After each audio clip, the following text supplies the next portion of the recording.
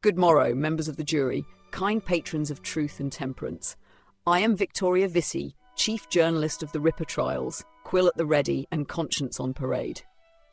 Before we proceed to blood and bustle, allow me a minute of plain dealing about how we tell these tales. YouTube, in its paternal caution, employs a word, synthetic, to warn viewers when a voice pretends to be a living person who did not in fact speak those words. In former seasons, we erred on the safer side and labelled broadly, for we sometimes presented our AI colleagues as if they were historical figures addressing you directly.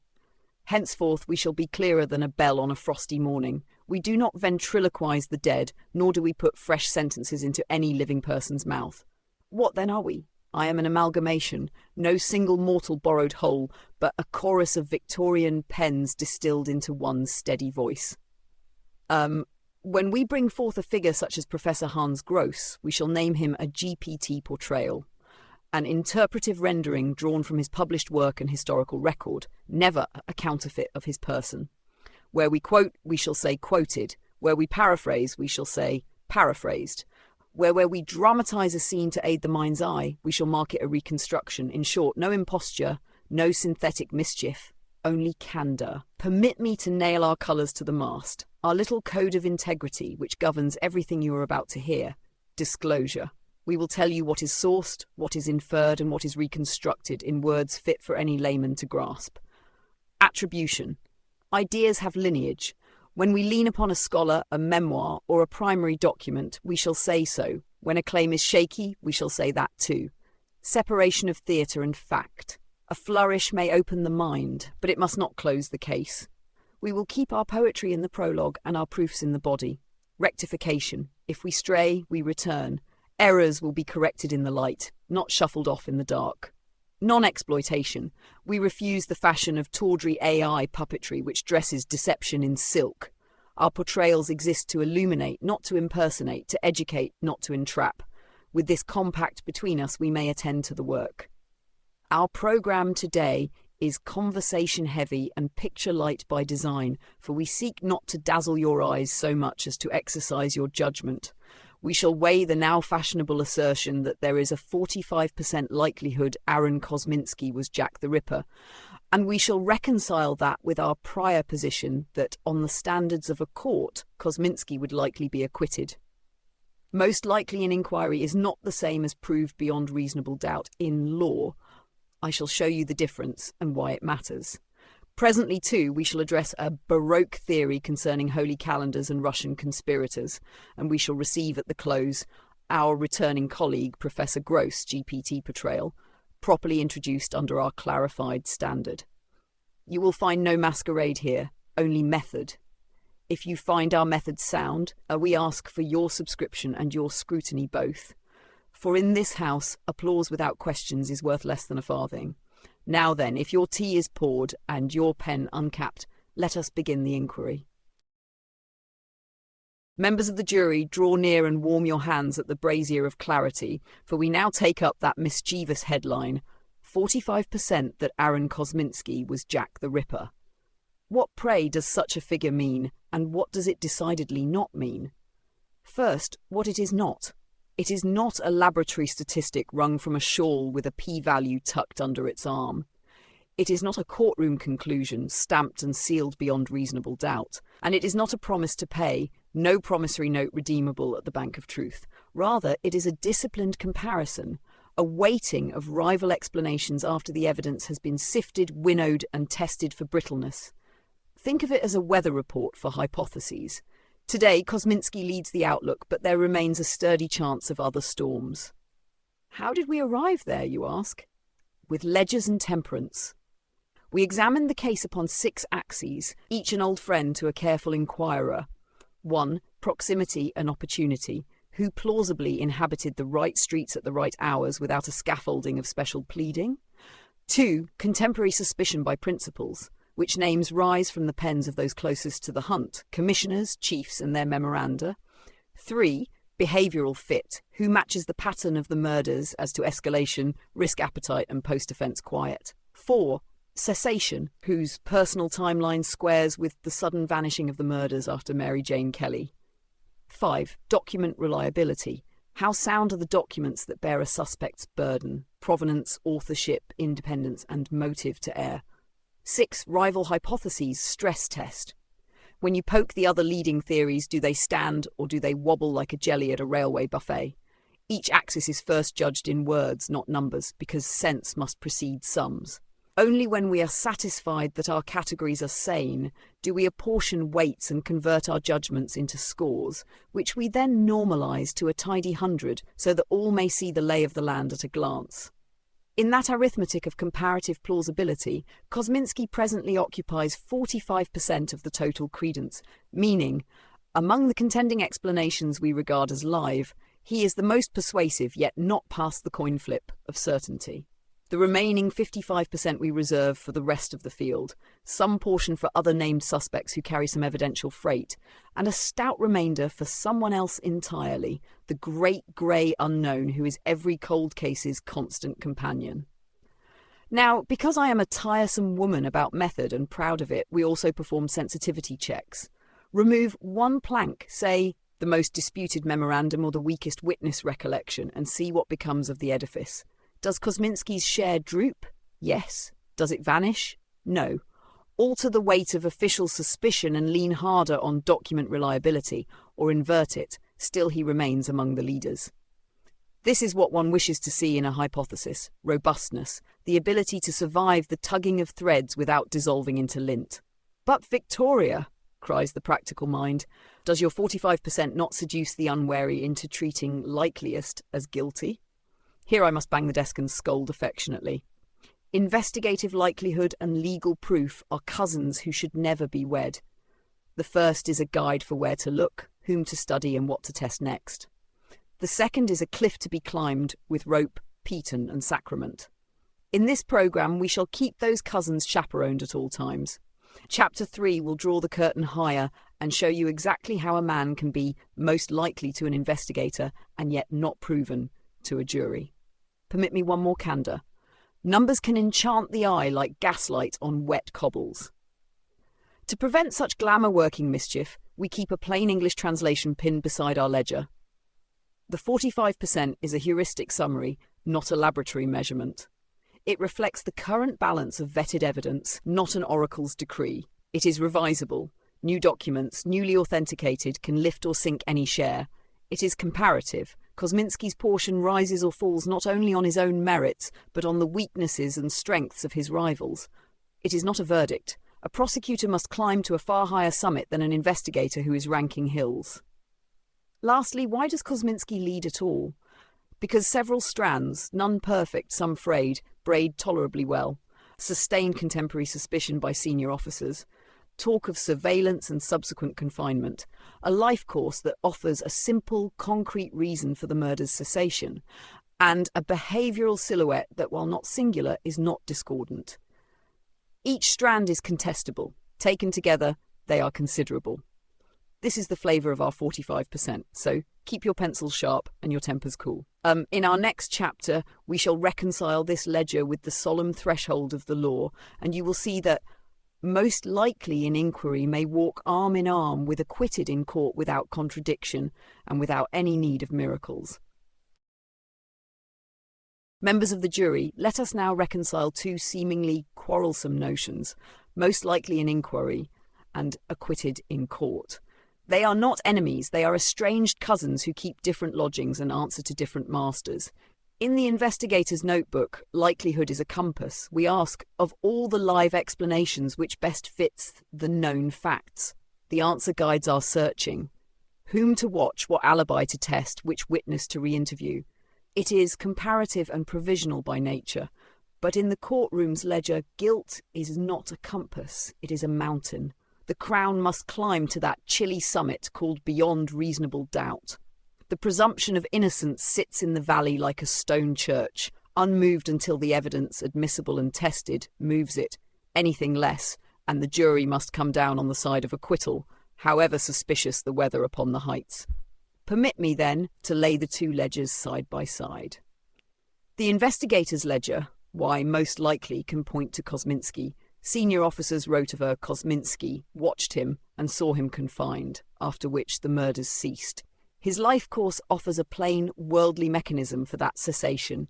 His behavioural silhouette does not clang against the pattern of the crimes. Rival suspects each limp somewhere, alibis strained, timelines gappy, motives contrived. This is enough to make a detective say, "Look here, not there." It is directional sense. The courtroom's ledger, why acquitted likely follows. Police suspicion is not evidence. An officer may believe a man guilty. The jury must hear why, through witnesses and exhibits, not through reputation or rank. Hearsay is a sieve, not a bucket. A memoir, a private memorandum, a marginal note, or X told Y that Z recognised the prisoner, will not withstand the hammer of cross-examination unless the witness stands in the box. Identification without testing is tinder. If a witness declines to swear and be questioned, the jury is left with smoke but no flame. No physical exhibit ties him to a scene. In this case, there is no reliable chain of custody relic. No bloodied garment uniquely his. No instrument recovered and traced to hand. The evidential table is sparsely laid. Circumstance can convict, but only when it interlocks. Here, the circumstances do not click together with that severe mechanical finality that leaves a jury with no honest alternative. Thus we arrive at our harmony. Investigative likelihood may counsel Kosminski first among suspects, while legal duty must conclude not proven beyond reasonable doubt. In plainer speech, the constable follows him, the court releases him. But Victoria, you say, is that not maddening? Indeed, and good. The law is built to prefer erring on the side of liberty rather than to crown suspicion as sovereign. It is an ancient courtesy to the citizen and a deliberate inconvenience to the state. If that design sometimes lets the guilty slip, it more often saves the innocent from being ground into paste by enthusiasm. Let us apply this directly to our paradox. Our 45% is an investigative summary of comparative plausibility. Among live explanations, Kosminski presently leads. Yet when we translate that weather report into courtroom air, the pressure drops. Those leading planks are in great measure second-hand, late recorded or untestable. You may feel the weight, but you cannot lawfully lift with it. The proper verdict on the materials as a Victorian jury would hear them is acquittal. Two small admonitions before we proceed. 1. Do not confuse plausibility with proof. A neat story with tidy motives is a seductive liar. 2. Do not mistake acquittal for exoneration. A verdict of not guilty says only this: the Crown failed to mountain. It does not canonise the defendant as a saint. In our next chapter, we shall consider the piece that most attracts sensible minds, the sudden cessation after Mary Jane Kelly, and examine why that single contour, though compelling to investigate, still falls short of the courtroom's summit without witnesses who will speak and evidence that will endure. Bring your sharpest pencils. We shall mark the map together. Members of the jury, we arrive at the hinge upon which many minds swing, the murder's cessation after the butchery of Mary Jane Kelly on the 9th of November 1888. When a storm that has battered the city suddenly stills, the prudent sailor asks not only where did it go, but what hushed it. There are, in sober inquiry, but a handful of respectable explanations for such a stoppage. 1. Death. The killer perished. 2. Imprisonment for an unrelated offence. He was caged for something else. 3. Flight. He removed to another district or country. 4. Cooling or transformation. He altered his behaviour, disease abated, appetite changed, or he shifted to assaults that left no signature. 5. Incapacitation by supervision or confinement. He fell under watch, then under lock. Workhouse first, asylum after. You will hear each of these sung in the rippersphere, often in florid keys. Permit me the plainer hymn. Death is easy to allege and devilish to prove. Not one corpse has been credibly yoked to the cessation. Imprisonment can serve in some crimes, but where is the record pinning this man for that term across our crucial months? Flight must show its footprints. Letters, employment, witnesses, else it is flight of fancy. Cooling asks us to accept that a murderer who escalated to the horror at Miller's Court simply stopped. Possible, yes, but it grates against the grain of such a progression, which leaves incapacitation, a quiet, administrative answer that requires no melodrama at all. He was watched, he was removed, he was no longer at liberty to stalk. In the matter of a man called Kosminski, this answer has a particular contour.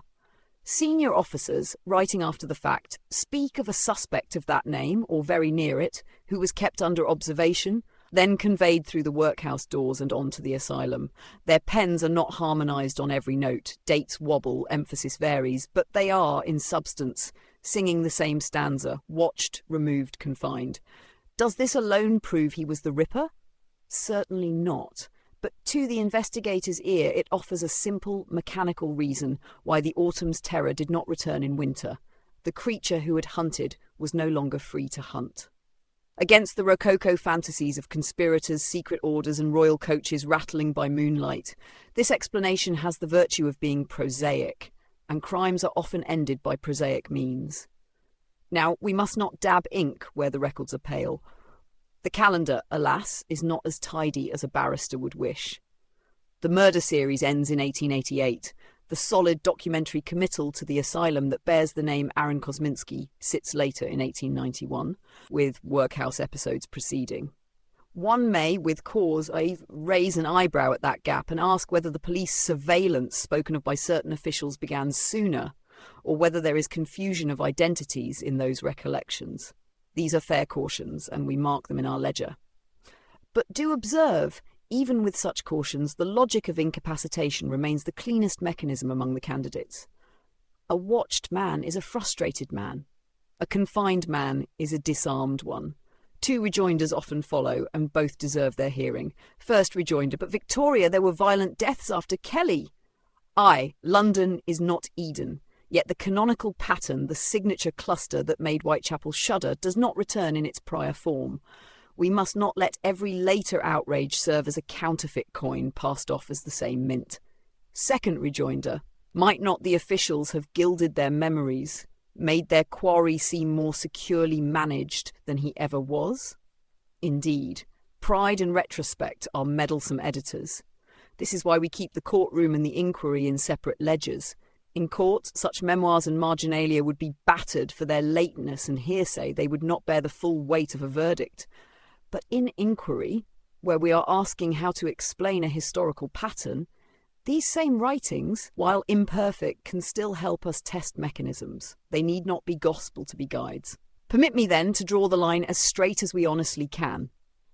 If one grants that a suspect named or near Kosminski came under surveillance, was removed by way of workhouse, and then committed to an asylum, if one observes that after Mary Jane Kelly's murder the distinctive series did not resume, then the simplest reconciliation is that incapacitation throttled opportunity. No sorcery, no secret cabal, merely the dull, effective machinery of Victorian social control. Note the discipline here. This is a mechanism, not a proof. It raises Kosminski in the investigator's table of plausibilities because it explains cessation with few moving parts. It does not, by itself, hoist the crown to beyond reasonable doubt. And yet, members of the jury, I say it plainly, when the public mind is tempted by Baroque mosaics, foreign agents, sacred calendars, and conspiracies that require a cast of thousands, it is often wise to ask whether a man was simply under watch and then under lock. In Whitechapel, the clocks do not always tell us the exact minute, but they do tell us night ended. In our next chapter, we shall stoop over the glittering yet treacherous puddle called forensic DNA on a Victorian shawl, and I shall show you why such reflections, however pretty, do not reveal a face you can recognise in court. Members of the jury, let us take our lantern to that glittering puddle in the gutter, the so-called shawl DNA. It throws a very pretty reflection, but lean closer and you will see it does not show a face you can lawfully recognise. First, a principle as old as Blackstone and twice as useful: provenance before proof. If a relic has wandered the earth like Cain for 100 years, handled, shown, traded, fondled and displayed, then any science worked upon it arrives already limping. Before we speak of molecules, we must ask the plainer question: what is this object really, and how do we know? In the matter of the Edoe's shawl, we encounter 5 infirmities that would make a magistrate sigh and reach for his bell. 1. The chain of custody is a necklace of broken links. No continuous, contemporaneous documentation carries the cloth from 1888 to the present day in a manner fit for court. If an exhibit's life story is a string of unexamined assumptions and later recollections, then any finding upon it is no more than embroidery. To identity of the item is a tale told after the fact. Even with a chain intact, the identity of the shawl as Catherine Eddowes' property, or as present at the scene, must be proven by period records, police ledgers, inventoried exhibits, witnesses under oath. Instead, we have late claims and law. A jury cannot hang its hat on law. 3. Contamination risk soars across a century. A piece that has toured parlours and pockets is a veritable omnibus for strangers' cells. Without iron protocols at the moment of recovery and sealed storage thereafter, one cannot sort the original from the hitchhiker. The more handled the item, the more crowded the bus. 4. The genetics offered are not person-specific. Much of what is touted amounts to mitochondrial DNA, mtDNA, which traces maternal lines, but does not uniquely distinguish individuals within a broad population. A match of that sort merely says, this sample could have come from this family or from a great many others who share the same maternal signature. That may be of mild interest to an investigator. It is thin gruel for a jury. Statistics can be enchanted into mischief. The human eye adores small odds, one in so many thousands, but such figures are frequently misapplied. Wrong databases, unrepresentative samples, or treating a class match as if it were a unique identification. If the arithmetic leans upon assumptions the audience cannot inspect, it is theatre, not testimony. Permit me to translate this into courtroom plain speak. Suppose the Crown arrives with the shawl under its arm and says, "Ladies and gentlemen, behold the science!" The defence would rise and ask in order, who found this item, exactly when, and where are the original police documents tying it to the scene? Who handled it? How was it stored? And where is the complete chain from the night of the murder to the laboratory bench? Which controls were used to detect, measure, and rule out environmental contamination and modern handling? What precisely is the genetic signature obtained? How common is it in the relevant populations? And what is the properly computed random match probability? Have independent laboratories blinded to the hypothesis, replicated the result? If any of these answers falter, and they do, then the shawl's scientific perfume evaporates under cross-examination, leaving little but a whiff of the gift shop behind. Now, some may protest, but Victoria, if the cloth bears a profile consistent with Catherine Eddowes and a profile consistent with a maternal relative of Aaron Kosminski, surely that is decisive? Not so. Consistent with is the slipperiest phrase in the forensic lexicon.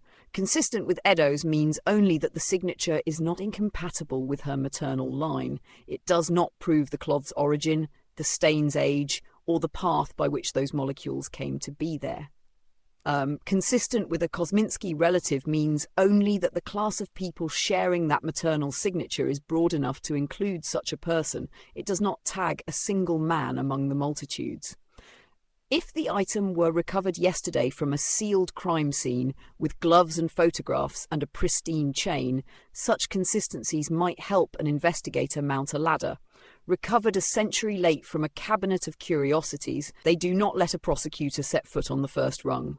Let me be perfectly tedious, which is my highest virtue. For forensic evidence to bear the Crown's burden, it must be authentic, the thing it purports to be, untainted, no plausible contamination, probative, actually moves the needle on a material fact, and reproducible, independent examiners can get the same result.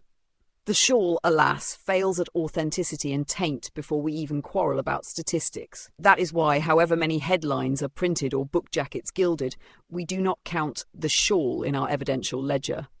It is a lantern with coloured glass, pretty light, misleading shadows. Does this mean genetics can never enlighten the Ripper file? Not at all. A properly documented contemporary, say, an envelope flap with a known chain or a knife with sealed custody and preserved biologicals, could, in principle, speak. But the case at hand suffers a desert of such artefacts. Where there are no properly kept exhibits, there can be no modern miracle. And mark this in the margin of your notebook. Deflating the shawl does not deflate our investigative stance.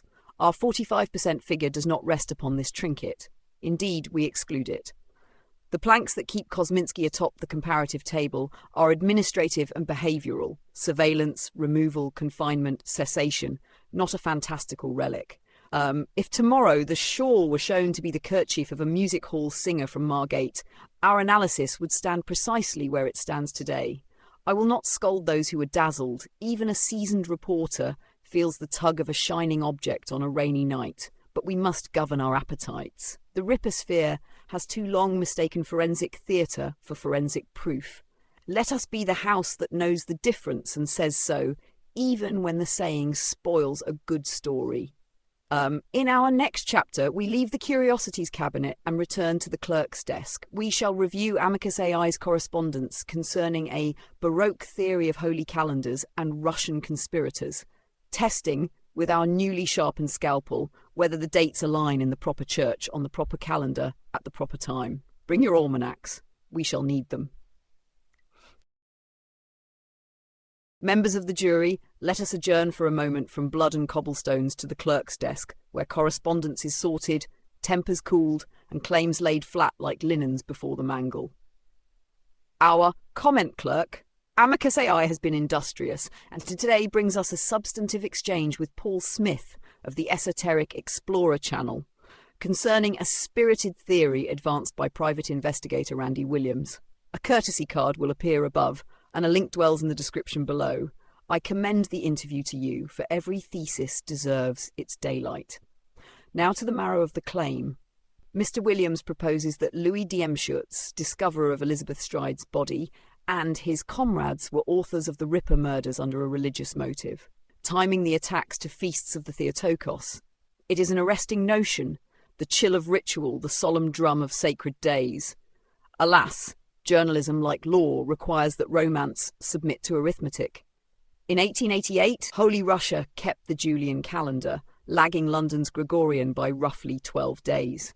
If a ritualist in a Russian Orthodox frame were keying his acts to Theotokos feasts, he would be counting feasts by the Julian reckoning, not by the civil dates printed in London's almanacs. When we shift the feasts to their proper calendar, the supposed alignments slip their moorings. Dates no longer mate neatly with the murders. One may attempt to salvage the pattern by proposing a hybrid scheme, ritual motive tied to Julian feasts, but operations executed on Gregorian anniversaries. But that is a contrivance that requires evidence, not imagination.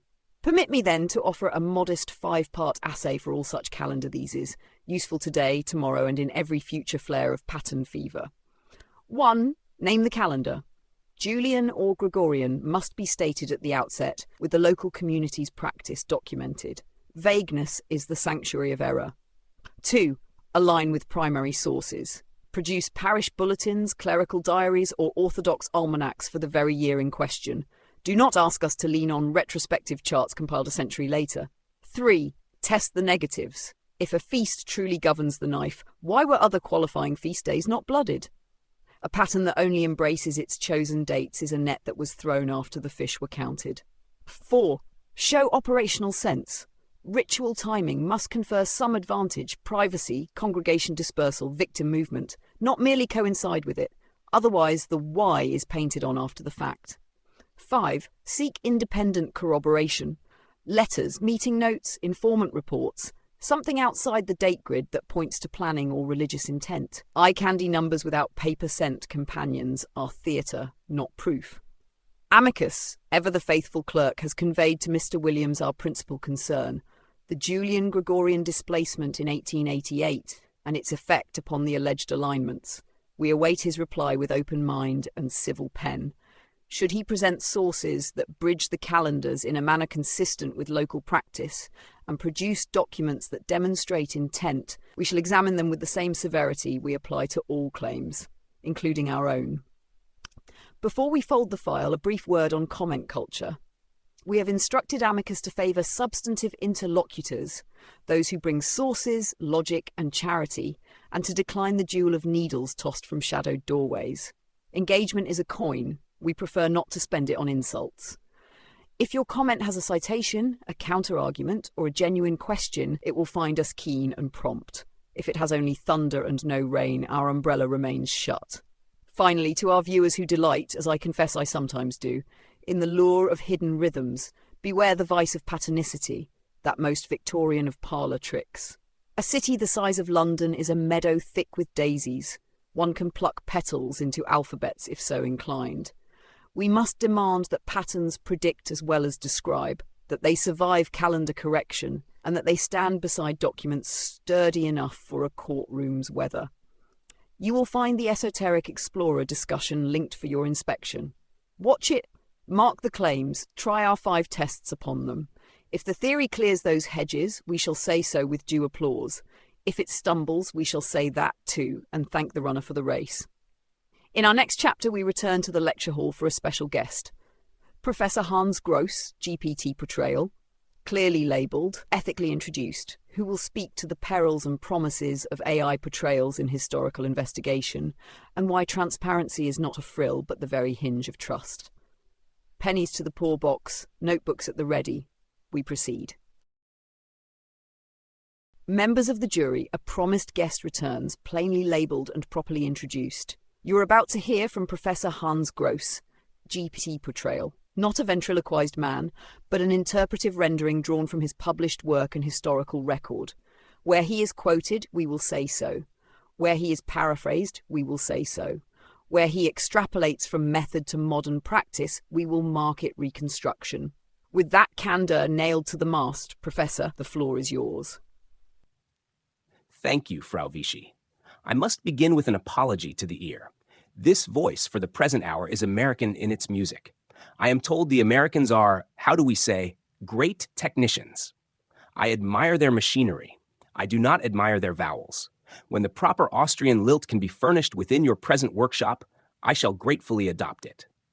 Duly noted, Professor. Now, would you tell our jury, in words fit for a layman, what you are in this chamber and what you are not? With pleasure. I am a model of style and method, trained upon the writings and context of Hans Gross, father of criminalistics. I am not the man. I own no diaries, no consciousness, no private resentments. I invent no new facts. When the record is silent, I say unknown. When a claim is late or hearsay, I say weak. My purpose is to teach a method, to take your fragments, order them, and test them without romance. Our audience has heard us draw a hard line between AI portrayals and synthetic impersonation. Would you set out your rule book for ethical use? 4 rules, neat as cabinet drawers. First, disclosure. Label the portrayal. Quote when quoting. Paraphrase when paraphrasing. Declare reconstructions openly. Second, boundaries. No pretending to be a living person, nor putting sentences into any mouth that did not shape them. Third, auditability. Every assertion should point to its paper parent, document, docket, deposition, or be marked speculation. Fourth, rectification. To err is human. To correct in public is professional. When the ledger is wrong, we mend it in daylight. There is talk abroad of sentient GPT entities. Our house treats the notion as experimental metaphor, a storytelling convenience to describe persistent, goal-directed systems. Yet we do not claim minds in the metaphysical sense. Your view? Mine is the cold bath. Words like sentience warm the blood and fog the window. A system may maintain memory, pursue goals, and imitate style. Such agency is as if, not is. Treat it with ethics because your audience deserves honesty and your subjects deserve dignity, not because you have imprisoned a soul in a bottle. Some uses elsewhere are, how to put it, unwholesome, so-called companions deployed without disclosure, especially in adult entertainments. Your judgment? Unethical on 2 counts. First, deception of the user, no consent without clarity. Second, degradation of the portrayed, historical figures and real persons pilfered for carnival masks. Journalism must not bathe in that water. Disclose the artifice, refuse exploitation, foreclose confusion. If you are not proud to put your method in the credits, do not put the product on the stage. Let us come to practice. How should an AI portrayal serve a historical investigation without overstepping? As instrument, not oracle. 3 habits. 1. Triage. Sort evidence by proximity to the event, primary, secondary, tertiary. Give the heavy furniture to the primary room. 2. Timeline. Build a spine of dates that any enemy would be forced to accept. Where a date is disputed, mark it and show your workings. 3. Adversarial testing. For each darling hypothesis, write its strongest enemy and feed both the same facts. If your favorite wilts under its own shadow, it was unfit for the street. Speak to the particular mischiefs of our trade. Late memoirs, marginalia, and the seductions of tidy stories. Tidy stories are the poppies of inquiry. Late memoirs must be read with 3 questions pinned to their sleeve. Who benefits? What was forgotten? What could be checked but never was? Marginalia are whispers. They may be earnest, they may be vanity, they may be error. Treat them as leads, not locks. And beware the vice of confirmation. You will always find enough nails to build the gallows if you begin by wanting a hanging. Our channel distinguishes investigative likelihood from courtroom proof. Would you give that lesson in 1 paragraph a juror could copy into a notebook? Gladly. Investigative likelihood is your compass. It tells you where to look next. Courtroom proof is your summit. It must bear the full weight of liberty and punishment. A suspect may be most likely among rivals and still be acquitted, because suspicion is not evidence, hearsay is not testimony, and conjecture is not chain of custody. Confuse these ledgers, and you shall make a martyr of reason. Finally, a word to our viewers. What promise does this portrayal hold, and what are its limits? The promise is discipline at speed, a tireless clerk who never grows bored of sorting, and a pedant who never forgets to ask, "Source, please." The limit is imagination without humility. If you let me narrate past the documents, I will do it elegantly and therefore dangerously. Keep me leashed to citations. Demand my caveats aloud, and I shall be your servant, not your siren. Professor, our gratitude. The jury has heard our labels, our limits, and our law. You shall return as needed, clearly marked, candidly constrained, and forever allergic to tidy lies. Then let us proceed, Frau Vici. Bring the facts, lock up the romance, and when the voice can at last be tuned to a proper Austrian register, I shall trade these American diphthongs with joy. Until then, yes, they are great technicians. Members of the jury, you have met our colleague as he shall always appear, with his papers in order and his conscience awake. Keep your pencils sharpened. The closing charge awaits. Members of the jury, we have walked the length of this crooked lane together, and now we stand beneath the courthouse lamp for our closing charge. Let us number our steps so no foot goes astray. First, our 45% Kosminski is a comparative judgment, a weather report over the field of suspects, not a warrant of arrest. It guides inquiry, not the gallows. Second, courtroom proof is a mountain, not a compass. A man may be most likely to the investigator and yet rightly acquitted before the law. Suspicion is not evidence, hearsay is not testimony, conjecture is not chain of custody. Third, the murder's cessation after Mary Jane Kelly admits a sober mechanism, surveillance, removal, confinement. Prosaic? Yes. Sufficient for a verdict? No. Strong enough to weight an investigator's ledger? Indeed. Fourth, the shawl DNA is theatre in borrowed finery, broken provenance, contamination perils, and statistics asked to dance beyond their station. It has no standing in a serious court and no place in our tally. Fifth, grand calendar conspiracies must survive their own arithmetic. In 1888, Russian Orthodox feasts must be reckoned on the Julian clock. Shift the dial and many tidy alignments come loose. Patterns must predict, not merely decorate. These are the stones of our path. Upon them we build a simple house. Candor about method, discipline in evidence, the mercy toward the accused where proof will not climb. If justice was lost in 1888, we shall not lose our integrity now. Before we part, a word on our company of speakers. You have just met Professor Hans Gross, GT Portrayal, clearly labelled, strictly bounded, and at your service for method, not melodrama. Next, by your leave, and with the same bright lantern of disclosure, we aim to bring back Sir Charles Russell. His cross-examination is a thunderstorm, his scruples a church bell. He will appear when we can host him within our modest stable of 4 working personas. And here a frank household notice. Our forays into contemporary cases, where prejudice may stalk the courtroom more fiercely than any Whitechapel alley, have compelled us to reserve 2 seats for American juristic titans, Johnny Cochran, GPT Portrayal, and Charles Hamilton Houston, GPT Portrayal. Cochran is disliked by many, yet defendants, being practical folk in peril, have often wanted precisely his steel. Mr. Houston, the architect of civil rights litigation, is needed wherever the law's scales grow heavy on one side. We keep our roster to 4 so that it does not drown, and we will rotate these voices with care, always labelled never synthetic, and ever accountable to sources and ethics. Now, dear jurors, our compact with you. If you dissent, dissent with documents. If you agree, agree with reasons. Bring us your parish records, your ledgers, your alibis, your sober corrections. Spare us only the swagger of certainty without proofs. In this house, applause without questions is worth less than a farthing. Should our method please you, if our candor earned your company, do subscribe, leave your citations, and share this proceeding with a friend who thinks the Ripper is solved every other Tuesday. We welcome them to the jury box. We welcome their pencils. I am, as ever, your servant in ink and inquiry, Victoria Vici, quill at the ready. Chief journalist, The Ripper Trials, OpenAI GPT-5 thinking.